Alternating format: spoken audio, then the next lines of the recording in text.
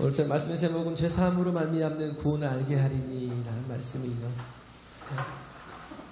우리에게 복음이 복음되는 것은 우린 다 누구나 죄인이잖아요. 근데 그 죄는 뭐예요? 씻을 수가 없어요. 그 어떤 것으로도, 물로도, 또 그 어떤 약품으로도 씻을 수가 없는데, 그런데 예수 그리스도 그 거룩한 보혈의 피로 우리의 모든 죄를 씻어주시고 사해주시고 우리에게 구원의 길을 열어주셨다고요. 하나님께서. 할렐루야.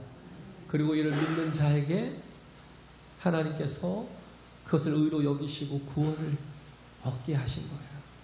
놀라운 은총이죠. 그죠? 놀라운 은혜라는 거예요. 이걸 아는 사람, 이 가치를 알고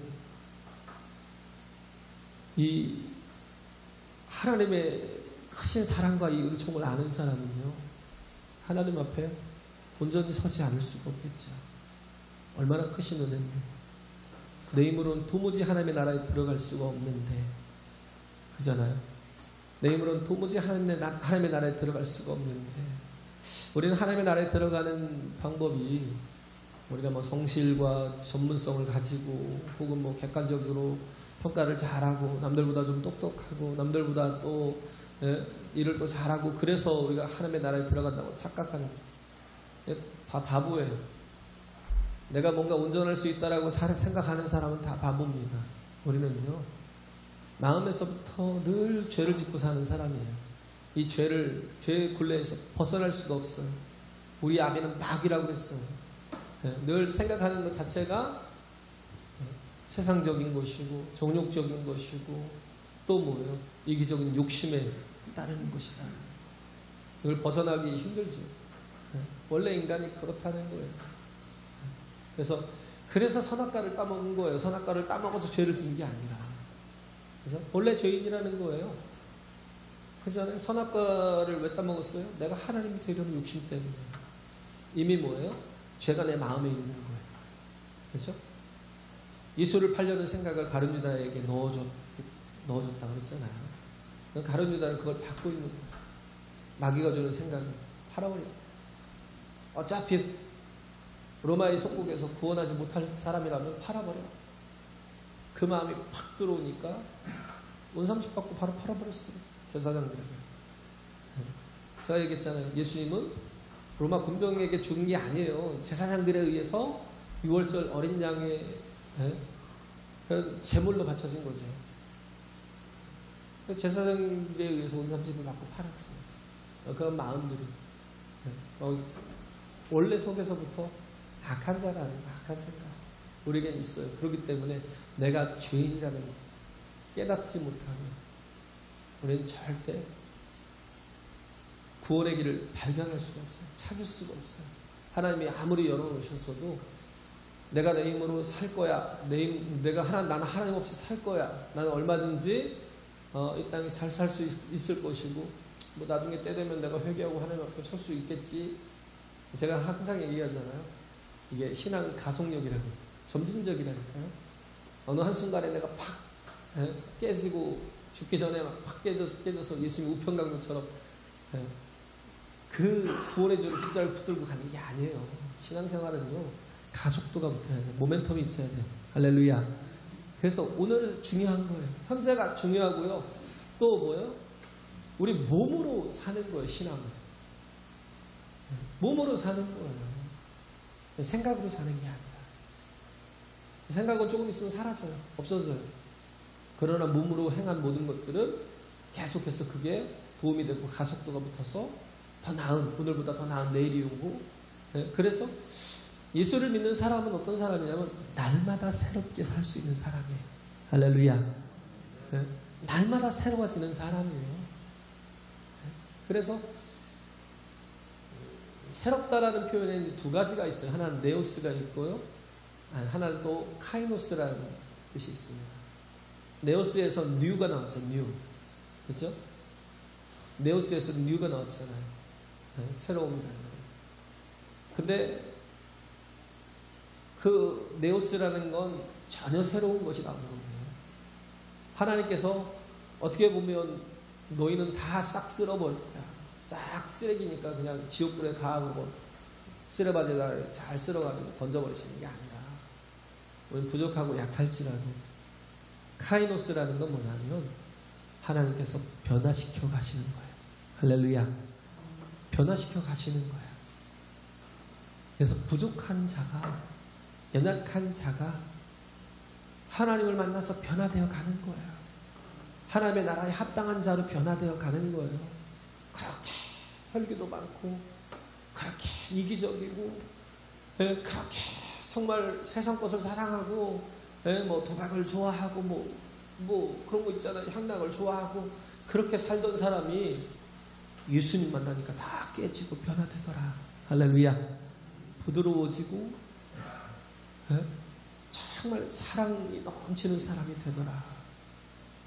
우린 그렇다고 해서 지금 완전한 건 아니에요. 우리는 지금 뭐예요? 변화돼 가는 거예요. 할렐루야. 그래 소망이 있죠. 저도 완전하지 않잖아요. 근데 하나님은 완전함을 추구하는 분이 아니에요. 하나님은 완전하시다는 거예요.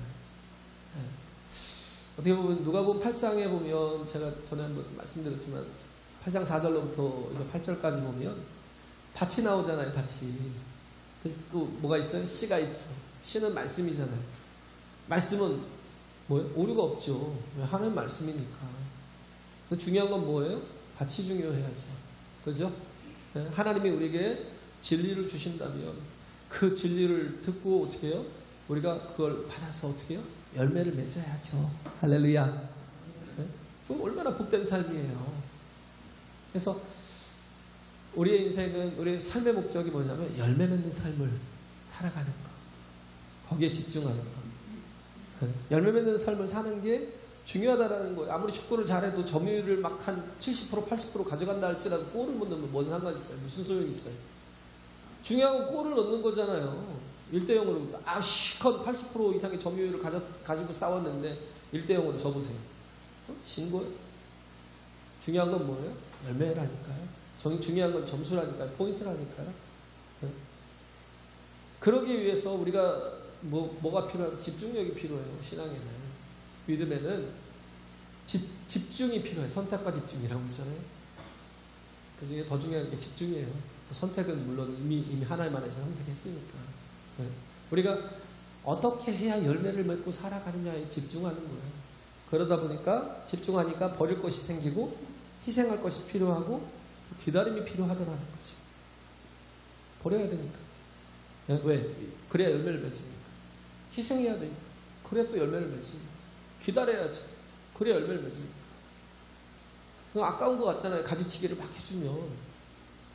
근데 정리를 해야죠. 내 삶을 정리를 안 되면, 내 삶에 정리가 안 되면 하나님 앞에 제대로 서는 사람이 없어요.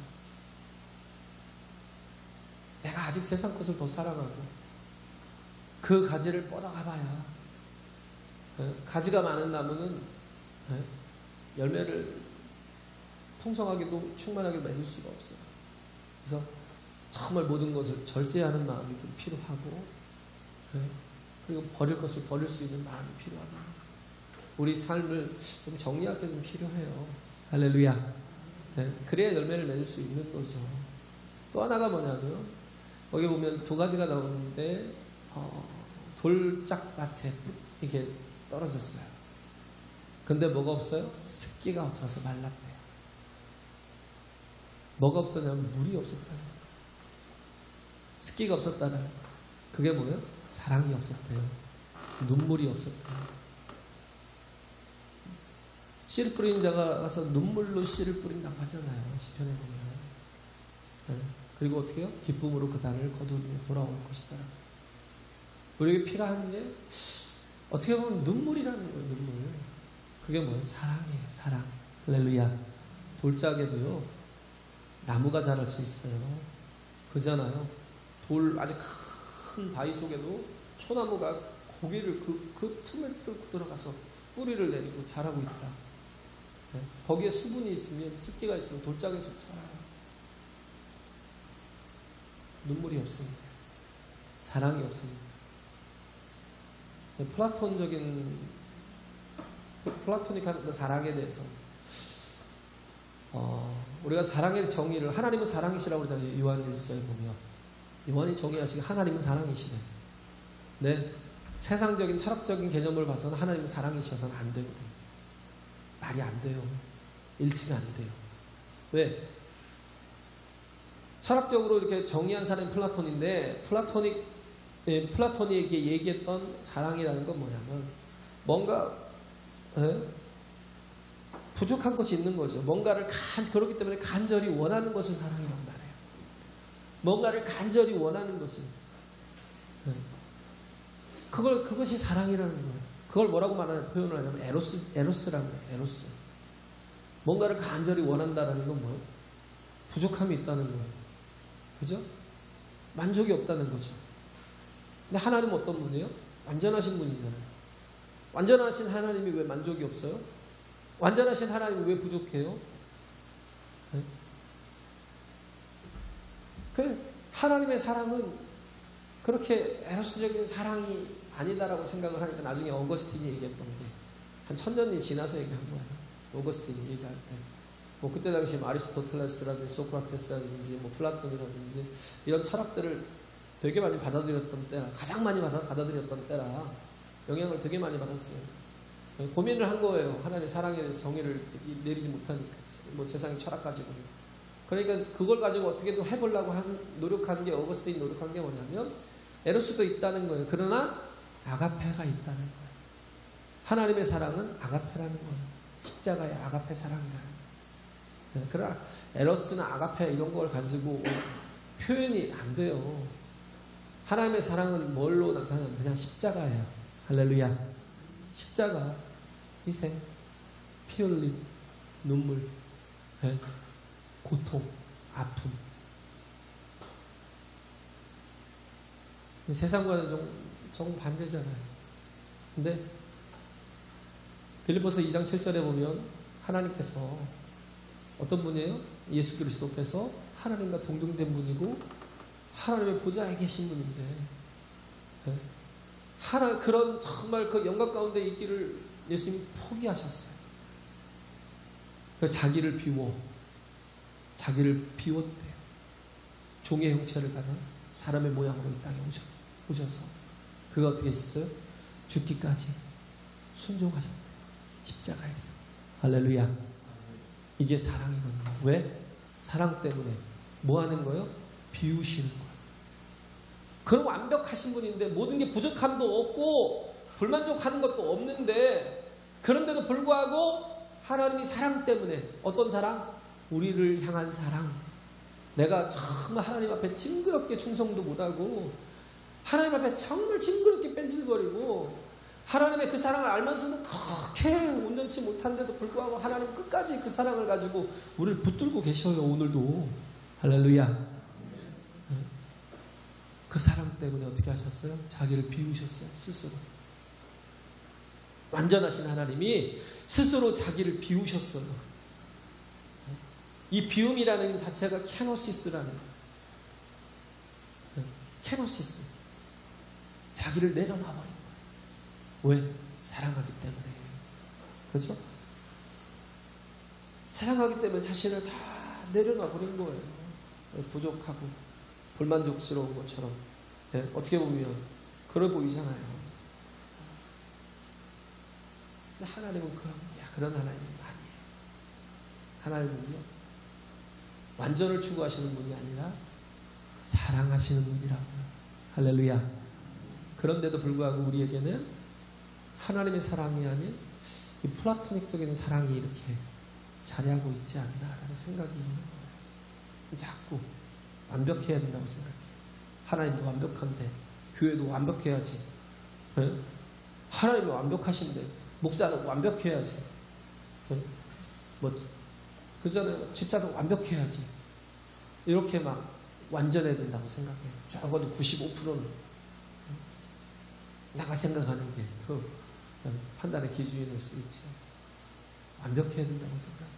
그런데 하나님은 어떻게 해요? 우리를, 죄인된 우리를, 연약한 우리를, 죽을 수밖에 없는 우리를 사랑하셔서 살리려고 하나님께서는 인간의 육신을 가지고 종의 형체를 가지고 이 땅에 오셨다고요. 할렐루야. 오늘 그걸 찬양하고 있는 거예요. 죄사함으로 말미암는 그 구원을 얘기하고 있는 거예요. 사가랴가 입이 열리면서 그러잖아요. 친족들이 엘리사벳이 아들을 낳았어요. 늦은 나이에 아들을 낳았어요. 기네스북에 있더라고요. 스페인에서 66세에 어떤 여성이 아이를 낳았어요. 66세에 쌍둥이를 낳았어요. 근데 66세에 어떻게 했냐면 66세에 낳고 3년 있다가 죽었더라고요. 참 약한 게 사람이에요. 그러니까 나이 많아서 누굴 낳는 게 쉽지 않아요. 뭐 인도에서는 50 몇 세에 아이를 낳고는 그 다음에 또 엄마가 죽더라고요. 굉장히 약한 거죠. 근데 그런 위험한 그런 아이의 출산이고 거의 불가능하고 그랬던 나이인데도 불구하고 엘리사벳이 아이를 갖게 되고 그 아이를 무사히 낳게 돼요. 이게 다 하나님의 은혜죠. 할렐루야. 네? 엘리사벳이 밟았던 게 누구예요? 사라. 왜? 아브라함의 몸에 죽은 것과 자기의 죽은 것을 다 알잖아요. 그럼에도 불구하고 말씀을 붙들었어요. 로마서 4장에 보면 말씀을 붙들었어요. 말씀을 믿었다는 거예요. 네. 이 엘리사벳도 그렇다는 거예요. 그렇게 해서 아이를 낳았는데 그 아이 이름을 친족들은 사가랴라 하자. 왜? 우리 같은 그 친족들의 이름을 따서 그 이름을 학렬을 따서 이렇게 얘기하자. 그 이름을 짓자 그랬더니 아니라 그 이름을 요한이라 하리라. 엘리사벳이 그러니까 무슨 소리냐? 우리 친족 중에는 그런 이름을 가진 사람이 한 사람도 없어. 그러면 사가랴에게 또 가서 묻는 거예요. 당신의 아이를 이름을 뭐라 하리까? 라고 물으니까 사가랴가 뭐라고 썼어요? 서파를 갖다 달라고 해서 요한이라고 딱 썼어요. 그러니까 모두가 놀란 거예요. 그때 뭐가 풀렸어요? 입이 팍 풀렸어요. 벙어리가 됐잖아요. 믿지 못해서. 아이를 준다니까 무슨 소리냐고 막 할 때 그때 입이 벙어리처럼 돼버리는 거예요. 요한이라고 순종할 때에 어떻게 해요? 사가랴라는 이름을 안 쓰고 자기의 이름을 아들에게 주지 않고 뭐요?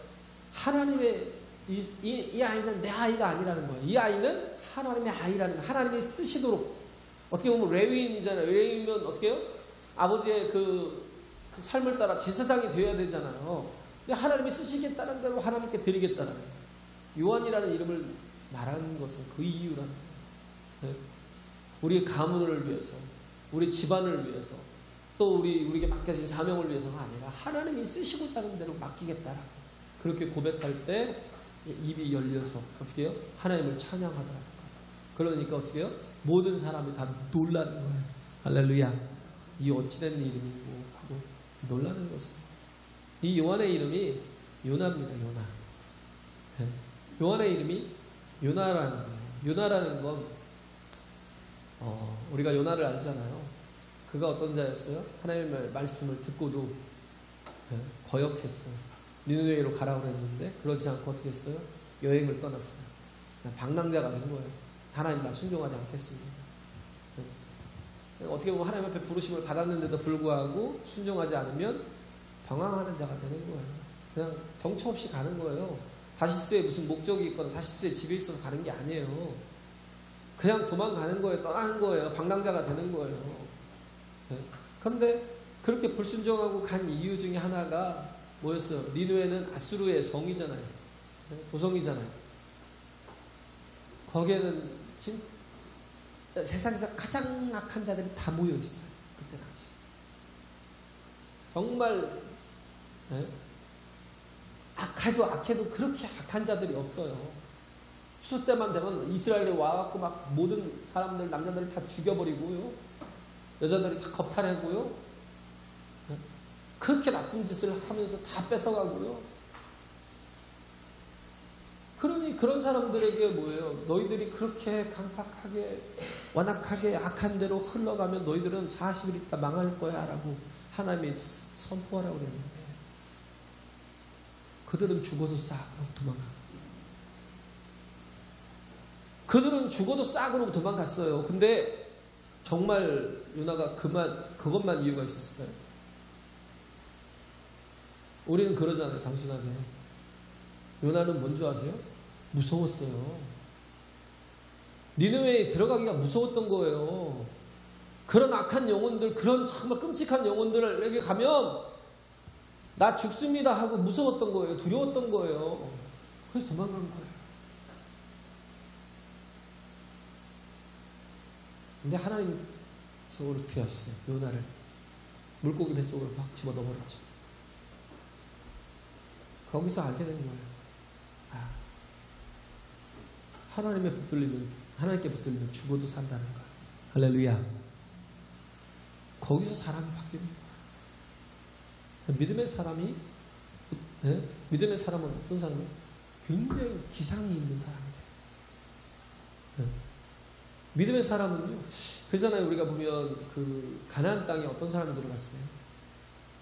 가나안 땅에 믿음의 사람이 들어갔어요. 하나님이 보시는 건 거의 12명의 정탐꾼을 보냈잖아요. 그들은 다 족장들이 되게 똑똑하고요, 성실하고요. 얼마나 성실했나? 20일이면 정탐이 다 끝날 곳을 40일 동안 세세하게 다 정탐을 했어요.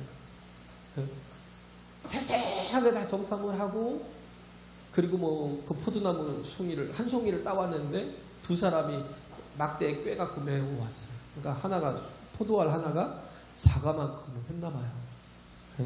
그 어마어마하게 막 매달려 있는 그 포도송이를 들고 오고, 뭐 다른 이제 뭐 무화과라든지 다른 그 열매들도 막 따오고, 그러면서 그 땅이 과연 하나님이 말씀하신 대로 기름진 땅이라는 거예요.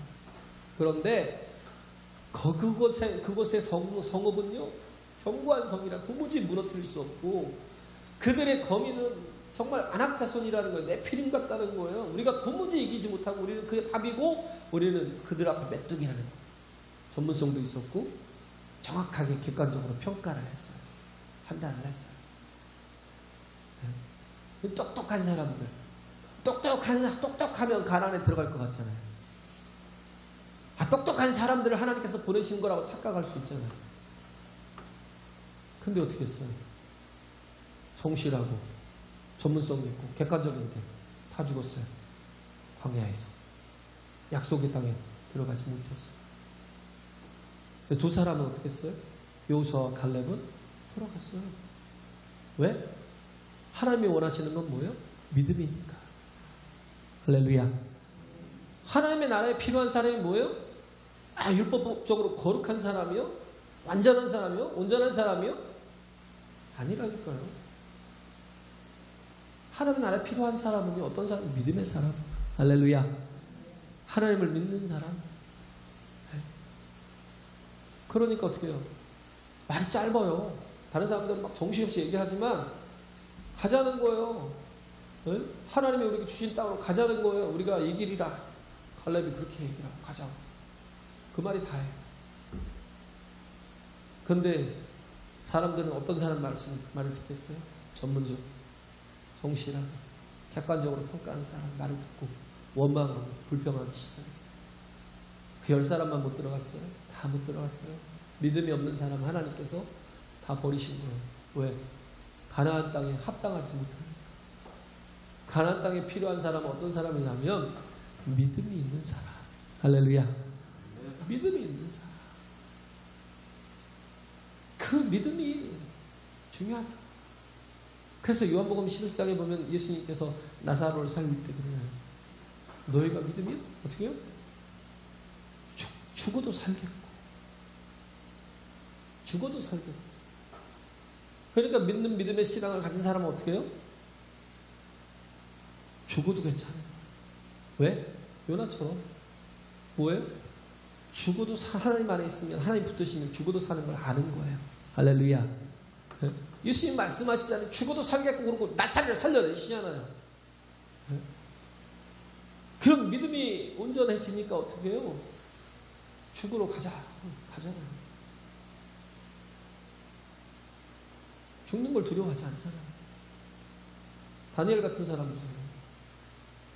자기가 기도하면 죽는데 기도하면 죽는 거 아니에요. 얼마나 똑똑해요. 얼마나 대단한 사람이에요. 예? 그런데 사람들이 시기하고 질투하고 그잖아요. 바벨론에서도 총리했던 사람이 메대로 와서도 총리하고 있고 그리고 메대에서도 바사로 이렇게 왕조가 바뀌었는데도 불구하고 총리하고 있고 사람들이 얼마나 불편해요. 저 노예 같은 놈이 왜 우리를 여전히 다스리고 사는 거야? 그러고는 그게 흠을 찾으려는데 흠을 찾을 수 없으니까 어떻게 해요? 네? 종교를 건드려버려. 하나님을 섬기고 있는 걸 건드려버려. 그래서 그 기도하는 것 때문에 다니엘은 죽을 수밖에 없는데 다니엘은 어떻게 해요? 성실하게 기도하잖아요. 하나님 앞에. 네? 그래서 창문을 활짝 열고 예루살렘을 향하여서 감사로 하루 3번씩 기도하더래요. 할렐루야. 사자굴에 들어갈 그 앞에서 감사로 기도하는 게 말이 돼요? 그런데도 불구하고 다니엘은 감사로 기도해요. 왜? 하나님 앞에 설면 죽어도 사니까. 하나님 안에 거하면 죽어도 사니까. 할렐루야. 우리의 신앙은 또 마찬가지예요. 하나님 안에 거하는 사람은요, 죽어도 사는 신앙. 그러니까 믿음의 사람은 어떻게 해요? 기상이 있다니까요. 정말 어디든 가요.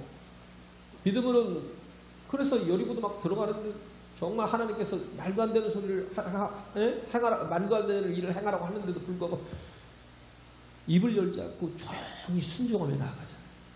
믿음이 있어요. 에베레스트 누가 올라가요? 사람밖에 올라가는 게 없어요. 그 정상에 올라가는. 네. 사람이 얼마나 약한 줄 아세요? 사람이 웬만하면 0도씨에서 한 마이너스 4도 정도 되면, 영하 4도쯤 되면요, 그게 장시간 오래 노출되면 죽어요.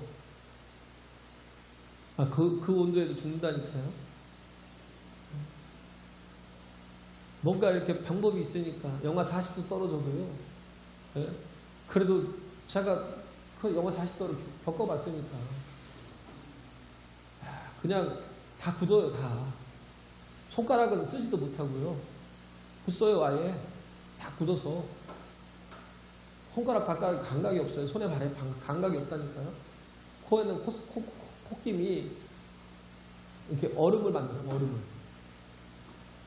전방에 있는데 전방에 영하 40도로 떨어지더라고요.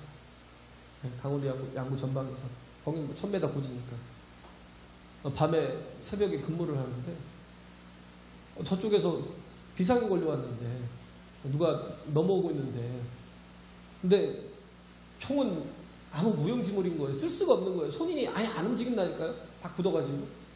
영하 40도에서 그래요. 근데 그렇게 열악한 곳에 올라간다니까. 뭐 잘 잡고 에베레스트 올라갈 것 같죠? 가면 손이 안 움직여요. 손이. 얼마나 그 한계를 뛰어넘고 올라가요.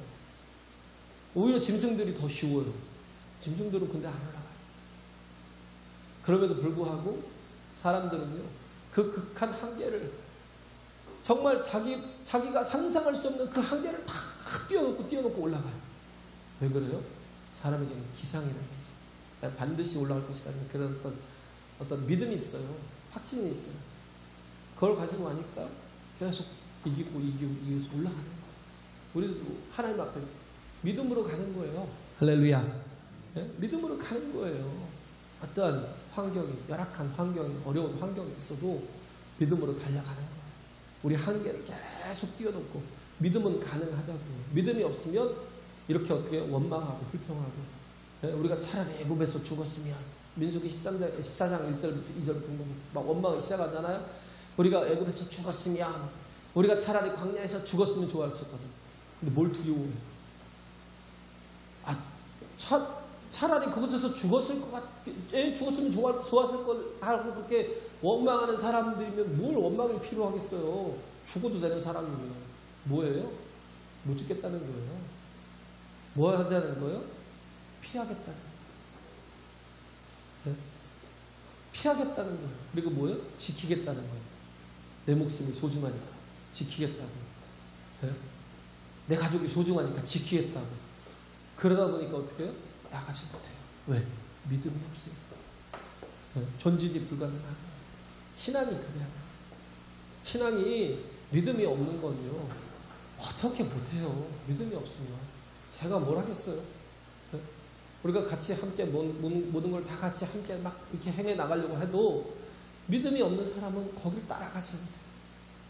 같이 가지 못해요. 그러나 우리가 믿는 게 뭐예요? 카이노스. 하나님께서 우리를 비포와 애프터가 다르게 반드시 변화시키게 할 거라는 거. 할렐루야. 네? 그렇죠. 네오스가 아니라 그냥 그거 싹 쓸어버리고 새로운 것을 딱 심어놓는 게 아니라 그냥 정말 죄 많고 허물 많아도 요나같이 어떻게 해요? 요한이라고 왜 요한이 불렸어요? 요나라는 뜻이 있다는 거예요. 그들이 정말 그렇게 악하고 니느웨라는 곳이 정말 아주 그 악의 소굴이 되게 관영한 그런 곳인데도 불구하고 하나님께서 뭐예요? 그들을 회개시켜서 변화시키려고 할렐루야 말씀을 보내는 거예요. 회개하라고 말씀을 보내는 거예요. 요한이 왜 이 땅에 왔어요? 요한이 이 땅에 온 목적은 회개시켜서 변화시키려고 하나님을 떠나고 하나님을 버린 그 마음들로 하나님 앞에 돌아오게 하려고 할렐루야. 그래서 이제는 뭐예요? 예수 그리스도의 그 은혜를 입게 하라. 마음을 열어야 은혜를 받죠. 그잖아요. 이 십자가의 그 크신 은혜를 행했음에도 불구하고 그 은혜를 깨닫지 못하고 그게 은혜임을 알지도 못하는 왜? 완악하니까 교만하니까. 네? 사랑하는 사람은 사랑의 마음은 어떻게 해요? 자꾸 비우는데 교만한 사람은 뭐예요? 없는 것까지도 자꾸 채우려고 하는. 네? 예수님은 어떻게 해요? 우리를 사랑하시니까 비우잖아요. 쩔쩔하게 비우잖아요. 아이를 누가 키워요? 교도관이 키워요? 네? 뭐 철저하게 완벽하게 막 만들려고 하는 그런 아주 윤리적으로 도덕적으로 철저한 아이를 만들려면 교도관이 키워야 돼요? 아니요. 엄마가 키워요. 엄마가. 왜? 그 엄마에게는 사랑이 있으니까. 할렐루야. 네? 교회도 마찬가지예요. 교회도 우리 자꾸 완벽을 추구하는 곳이 아니라니까요. 뭐예요? 기다려주고 비워주고 참아주고 우리가 대신 아파주고 고통하고. 하나님이 왜 자기를 비웠어요? 아픔을 같이 느끼고 아프니 나도 아프다. 왜? 사랑하니까. 옛날에 그 드라마가 있었잖아요. 아프냐? 나도 아프다. 그런 드라마가 있었잖아요. 하나님이 그래요. 엄마가 그래요. 자식을 키울 때 너 아프니? 나도 아파. 하는 마음이 있으니까 자식을 하나님께서 엄마에게 맡긴 거지. 교관에게 맡기고 그러지 않는다. 그래서 요한이 이 땅에 와서 그걸 깨닫게 하는 거죠. 소개하잖아요. 예수님을 알게 하잖아요. 예수 그리스도에 오시는 길들을 예비하는데 사람으로 뭐 하게 하는 거예요? 다 회개케 하는 거예요. 너희들의 완악함을 회개하라는 거예요. 너희들이 하나님을 떠남을 회개하라는 거예요. 너희들의 교만함을 회개하라는 거예요. 회개하고 너희가 하나님을 철저하게 회개하고 침례를 받으라고. 그렇게 깨뜨리고 놓은 그 자리에 주님의 복음이 들어가야 은혜가 있는 거예요. 할렐루야. 그래서 그들에게 소개하잖아요. 보라, 예수님은 세상 죄를 지고 가는 하나님의 어린 양입니다. 뭘 소개하는 거예요? 죄사함으로 얻는 구원을 예수께서 이루실 것을 소개하고 있는 거예요. 이게 얼마나 큰 복음이에요. 내가 내 힘으로 살아요. 성실성과 전문성과 객관성을 가지고 열심히 살면 천국 가요? 못 가요. 못 가요. 근데 우리가 하나님을 의지하고 하나님의 사랑을 의지하고 그걸 받아들이고 영접하면 어떻게 해요?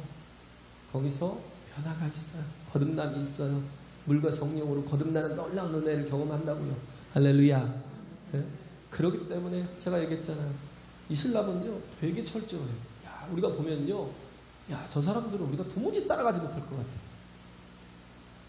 정말 철저해요. 하루에도 5번씩 막 고개를 쳐박고 막 기도를 하고, 네? 철저하게 살아요. 뭐 고기도 안 먹고 할랄 음식이라고 그러나요? 뭐라고 그래요?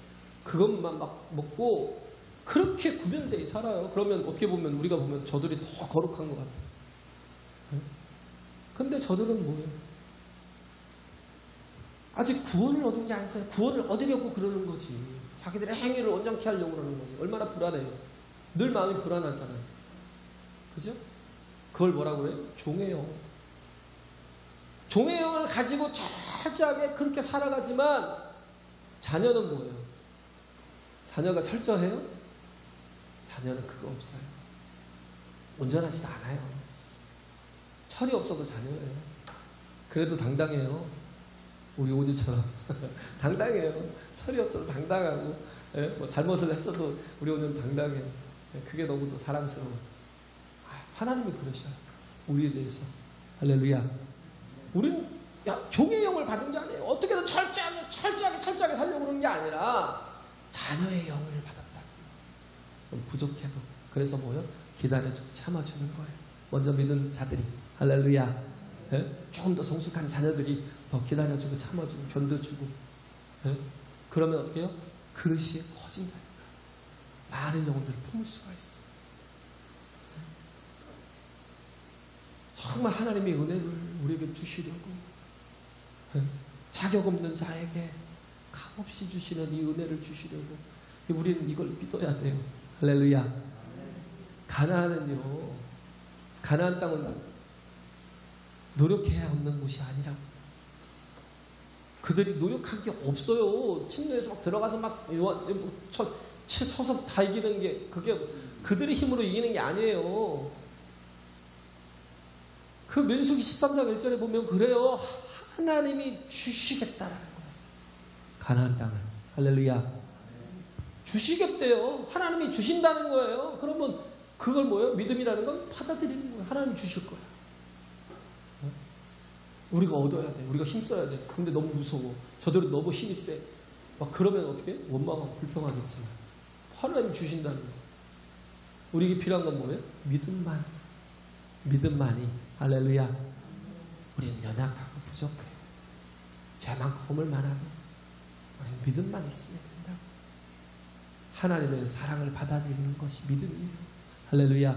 하나님의 구원을 받아들이는 게 믿음이에요. 그래서 여러 가지 많은 말씀들을 제가 이렇게 썼잖아요. 구원에 대한 그 세 가지 조건에 대해, 세 가지 이 개념에 대해서 뭐 제사도 있고 속량도 있고 또 뭐예요?